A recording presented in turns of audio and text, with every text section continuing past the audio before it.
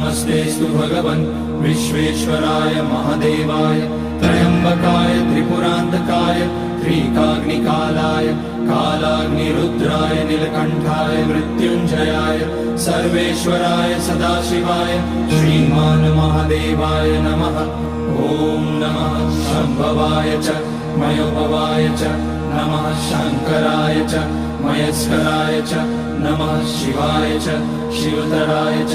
ॐ त्र्यम्बकं यजामहे सुगन्धिं पुष्टिवर्धनम् उर्वारुकमिव बन्धनान् मृत्योर्मुक्ष्यमामृतात्।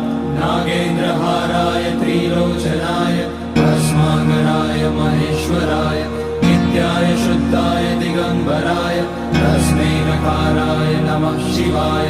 मन्दाकिनी सलिलचन्दन चर्चिताय नन्दीश्वर प्रणतनाथ महेश्वराय